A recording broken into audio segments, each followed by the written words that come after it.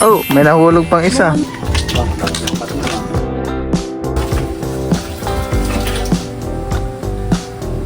Wow, fresh na.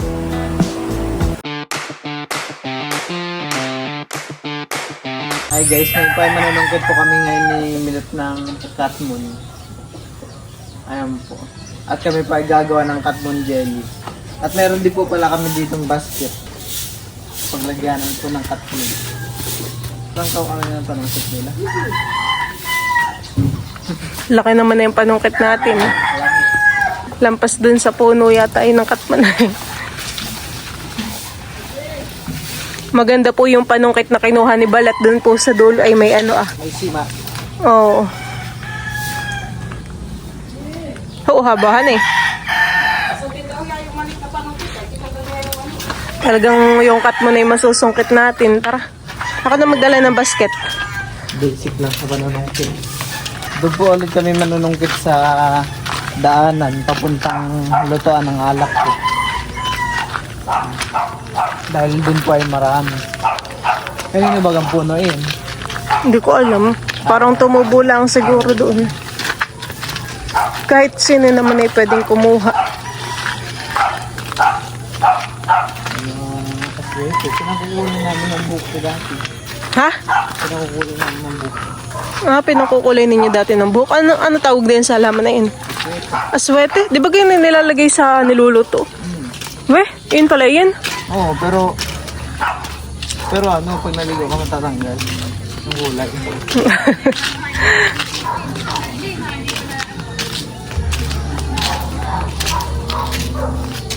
Sasama ka na naman tanggol. Kami hindi papunta ng ano, ng ilog ha.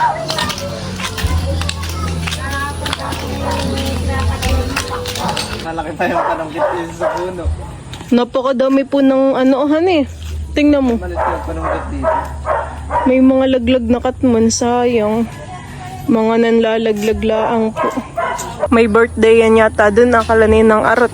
Ano kaya naman? Ay, ha? Ikot na po tayo. Sisimula na po. Mga ilang peraso ang sungkitin natin. Siguro yung mga 25 o marami iyon. 20, ganun. 20. Dapat pala isungkiting, dapat pala pulutin ko na han eh. Oo. Ako excited pa naman kung anong itsura nun. Nilalagyan pa ba ka na asukal yun? Sukar ang inilalagay. Sige, sungkit ka pa. Dapat mo yung medyo malaki ang kuhain mo.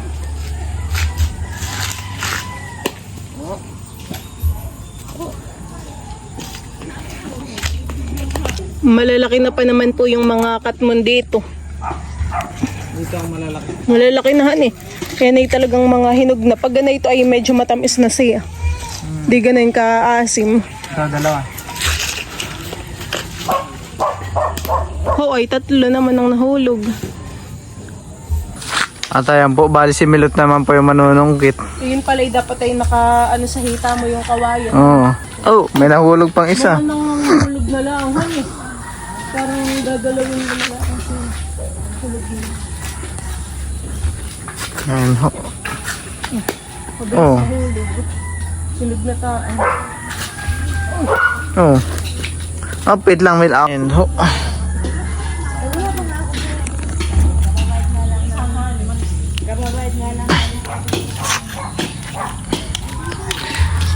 Parang mangga po.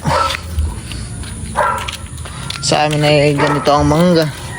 Nabubulok na lang po sa baba.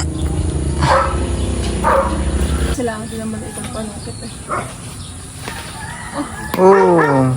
Hindi po yun yung aking sinungkit, pero isa yung nahulog. Pero kukunin natin yan. Oo.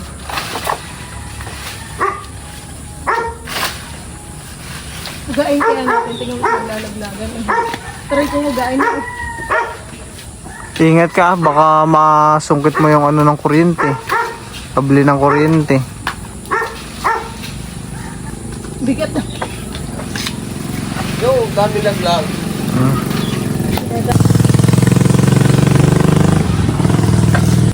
Ako na. Bigat ng panungkit. Ako na.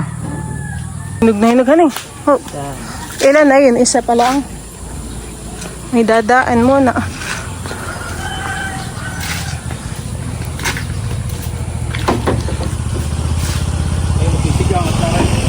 Katmon dyan. Oo nga po, mga hinog. Yun. Tama na muna at si Katilat yata dadaan. Kaya nga, masyadong mahaba. May kukunin pa pala si Katilat. Marami na din po itong aming nasungkit ni Bala. Pero dagdagan pa natin. Para tayo maraming magawang jam. Siguro yung mga ibang hulugay pwede laanghan eh. Yung mga ibang laglag. Pili ka ng maganda-ganda diyan. Ito, mga bago pa naman han eh. Ito, bago pa. Pati dun o yung dalawa, tatlo. Ayan naman na ibubuksan natin mamaya. At ating hihiwain. At sayang din naman talaga pag napakinig.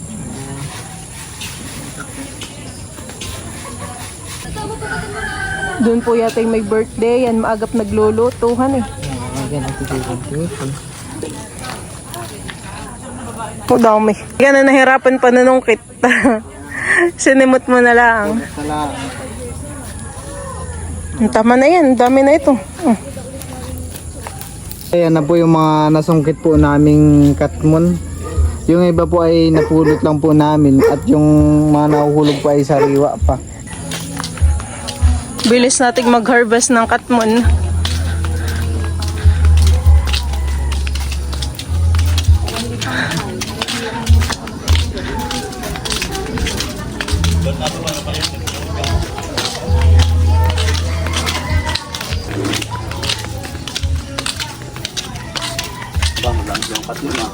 Nga po. Luluto po kami ng jam.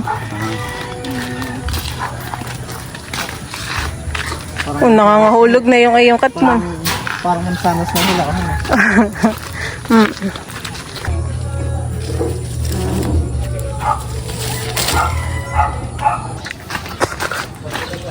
Binabalik na po dito ni Bal yung kawayang mahaba. Yan yata yung panungkit talaga ng isantulhan eh.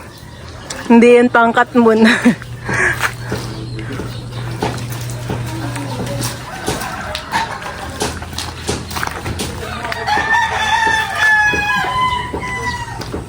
And guys, maghihiwa na po ako ngayon ng katmon.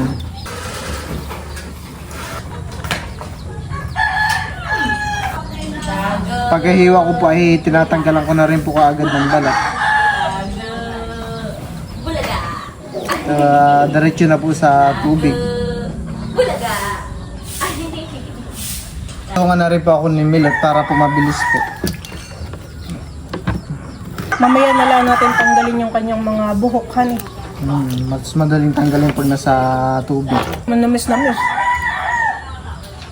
Yung ganito pong katmon ay masarap pong isausaw sa toyo na may sili. Saka sa Toyo na asin. may sili. Pero mas maasim pa rin po yung kamyas. May harang po yung mga halaman. Ano yung saya ni Nini? Kayo! Yung iba may tama, honey. Gawa ng mataas ang kanyang hinulugan. Abo, may paglikiyaw si Teo. Hinahati lang po namin ibala sa 4. Itong katmon. Mamaya na po namin tatanggalin yung mga buhok.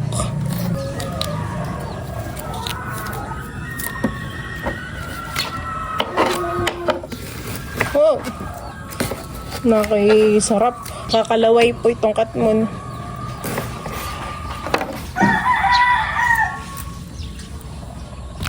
Ito yata yung sinungkit natin. Ito, oh. May ganito. Tangkay pa. Pangkay pa. Oops. Eh, parang tinanggalan ko po ng laman. Tasan ko na po itong mga katmon. Tatanggalan ko lang po ito ng ganito ay buhok-buhok, parang buhok-buhok.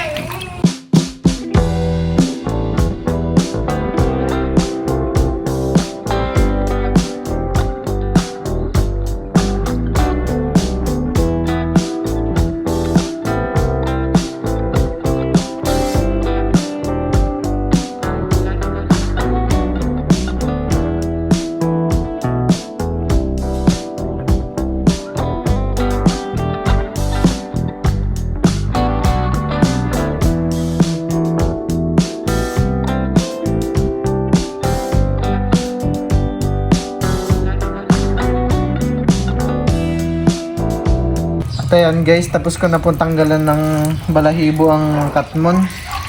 Ito po ililipat ko na po sa kabilang planggana. Meron pa rin pong unti-unti. Pero okay naman na po ayan. At least di na po tulad ng una.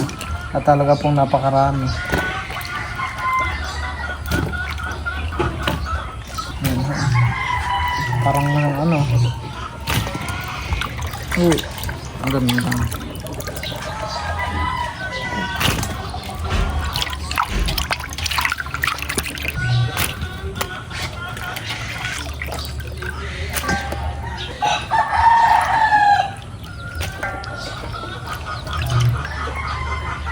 Okay na po ito, pwede na po itong lutuin. Ito po ay madami-dami rin ho.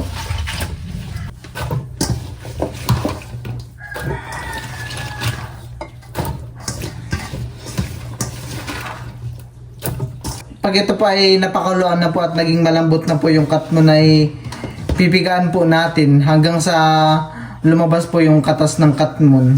Tapak-tak na po para mabilis.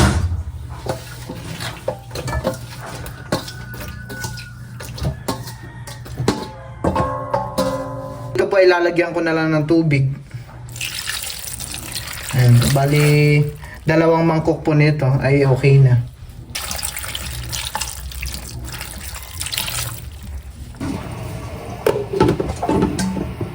At ayan guys, kumukulo na po yung pinakulaan nating katmon. Hahaluin ko po. Ay, pwede na, malambot na. Malambot na may labs.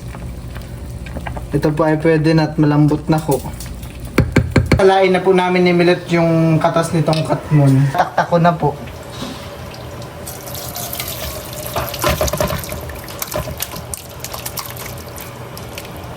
Ito po ipipigaan natin para magsibabaan po yung mga katas ng katmon at mapiga po.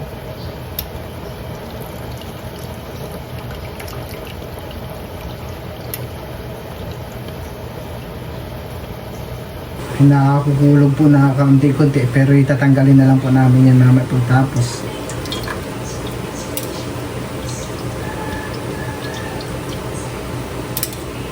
Pwede naman po talaga itong isama yung balat po ng katmon.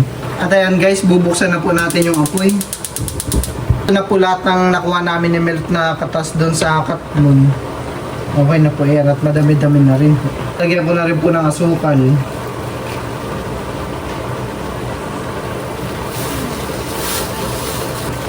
At atin lang po itong haluin hanggang sa matunaw po yung asukal. Ayan ho, nag-iibang kulay na ho.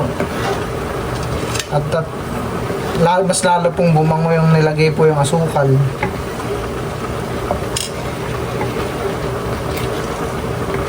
Oo. Ayan po, parang iba na po ang amoy. Parang nag-amoy candy po.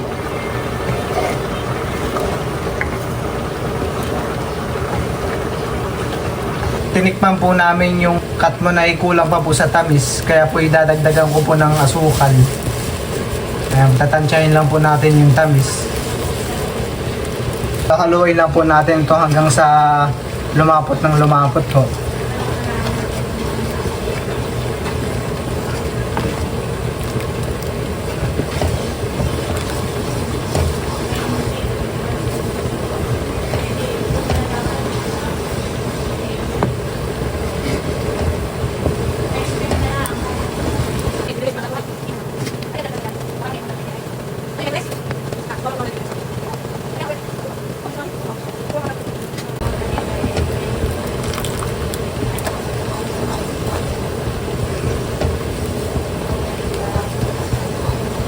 Ito pong niluluto nating katmon jamay talagang kuluan na po. Parang kulang na lang po ay maging candy. Ito pa ay kulang pa po sa lapot. Ito po ay papakuluan pa.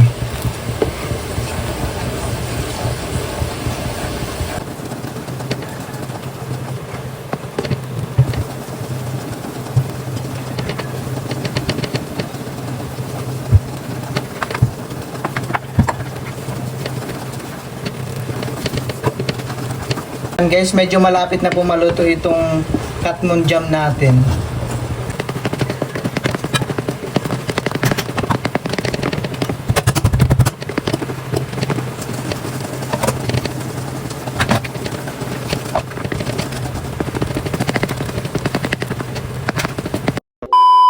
Luto na po itong ating katmon jelly. Malapit-lapit pa rin. Okay na po ito. Bali ito po ay papalamigin na lang po namin. At pwede na po itong ipalaman sa tinapay.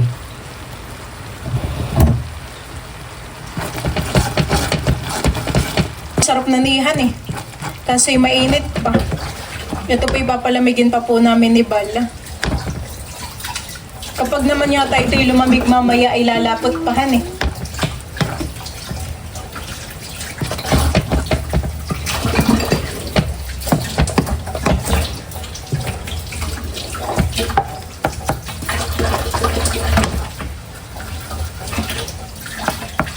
Isasalin ko na po yung nagawa naming katmon jelly. Po namin, hindi na po ito mainit. Tumigas na rin po. At lumapot na rin po talaga. Ayan po, at ako'y nagpalit ng pangsandok.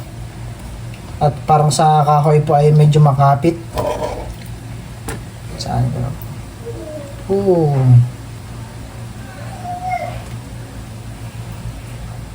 Tinapay na lang po talaga ang kulang. Ay, mas maganda, parang mas bagay po dito ang pandesal. Ano eh? Pandesal or mga biskuit. Astig ng pagkakaano natin han eh. Pagkakaluto.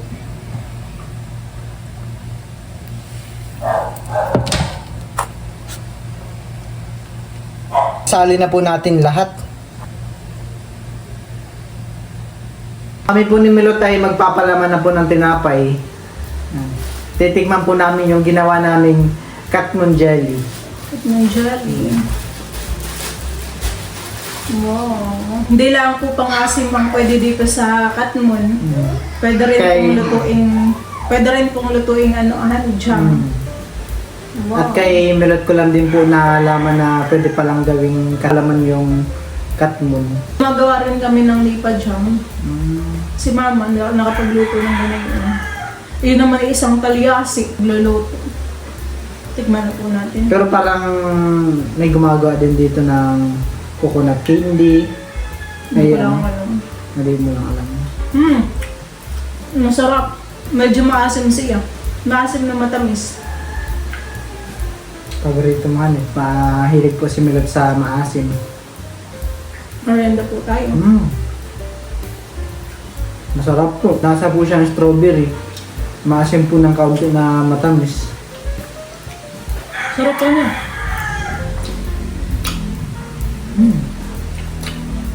Parang nakakakilig kainin at maasim. Ang tama nga ito sa pandesal, tapos umaga ay may kape.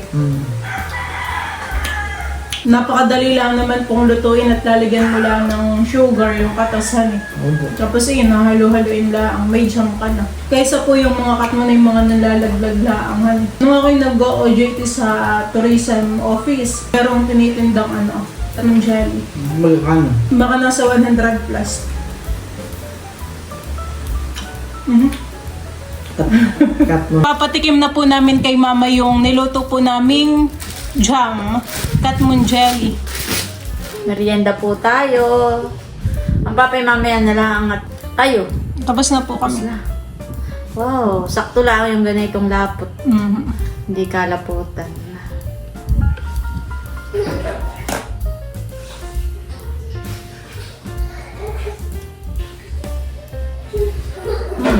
Sarap.